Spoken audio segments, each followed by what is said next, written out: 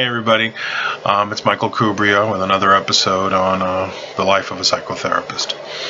So sometimes I get questions, actually often, because I'm a field instructor for Fordham University for up-and-coming MSWs who are doing, their field internship. And often the individuals who come and are being instructed by me in the field will ask things like,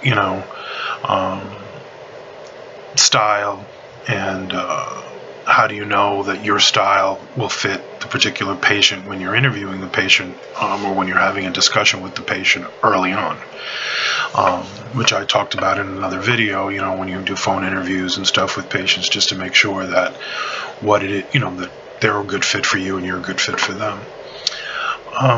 It's important, I think, to understand your style, and that doesn't come overnight, I don't think, for most people. I think most people, it takes a little while for you to understand what your style is going to be like. I mean, I did postgraduate work at the Psychoanalytic Institute, and because I like psychodynamic, I believe, that the unconscious does affect us in the way that Freud discussed, and all of the psychoanalytic people that came after him, which there are too many for me to list here. So I did do that postgraduate studies, but I also believe that that's not for everybody. Diving into people's pasts doesn't always help individual. Free association is something that often can be frustrating for patients. I have had more than half a dozen patients say to me that they want interaction, they want back and forth, they don't want me just sitting there nodding and saying I see and and how did that make you feel, kind of stuff, and what you're saying is, they get frustrated with that. So you have to know, you have to, I think, study a few different styles, read up on them, maybe take a class or two, a workshop, to try to figure out the style that you're gonna, what it is you're going to sort of specialize in. Doesn't mean that you can't sort of pull from different places, but it does mean that there has to be a base, in my opinion, to your approach. I think patients who sort of want you to tell them what to do, for me, for example, that's not something that I do.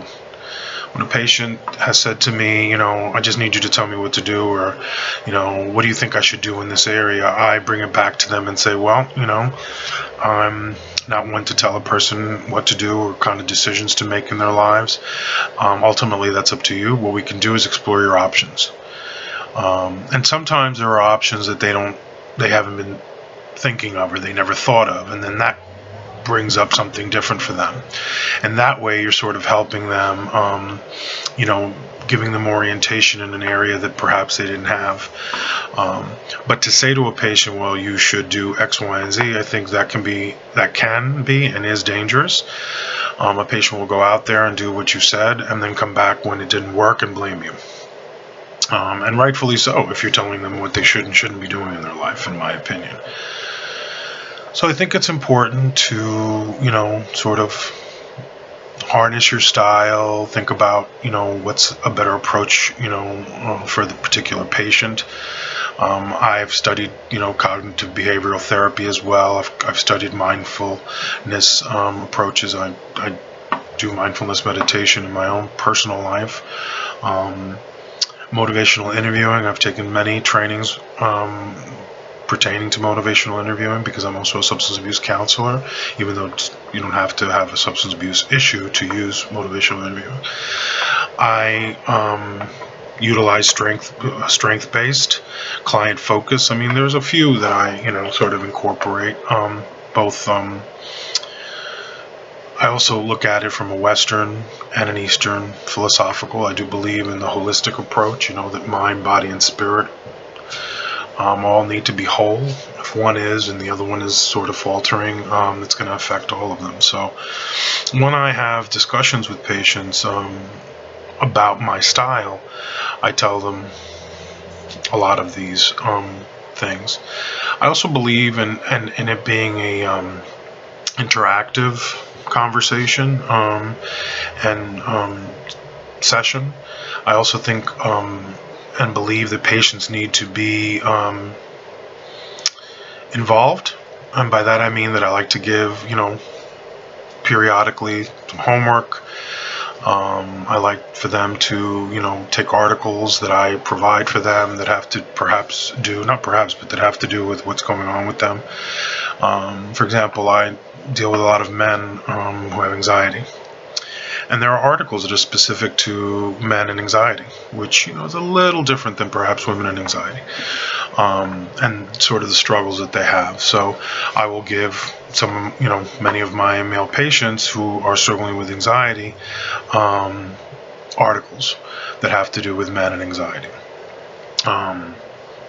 I have been branching over the last year and doing a lot of trainings that have to do specifically with men's issues. And so a lot of my patients right now, I have actually more men than I do ladies. And when I speak to a man, over the phone, a potential patient over the phone about what they're looking for, I, explore all aspects of what it is that they are seeking to see whether it's a match with what I can provide. 9 times out of 10 it is, but there is, exceptions to rules, and sometimes there are individuals that don't necessarily match. I don't match their needs, and so I refer them to, a few colleagues that I have around the area in which my office is in. So I think in general, you should, just to recap before we end here, that you should, as you start your practice, as you start your journey as a psychotherapist, that you get to understand the kind of approach that you want to utilize in your practice, and that you understand the kind of patient that's going to benefit from that. Because not every patient, I don't believe in cookie cutter approaches. I think some people will flourish with one approach, and they will not flourish in another. I have had many patients over the years who say to me, "You're the only person that ever gave me any kind of homework, any kind of reading material." And I like that, and there'll be a conversation about it, and we'll explore how they can use that, the sort of the coping skills and the techniques in their life, and how they have used them in their life. I've also over the years had patients who have said, I never, I didn't do it. The dog ate my homework. And they do that because they have no desire to do it, and it bothers them. And they have been honest with me and said, I don't want to have to leave here and feel like I, have to do work.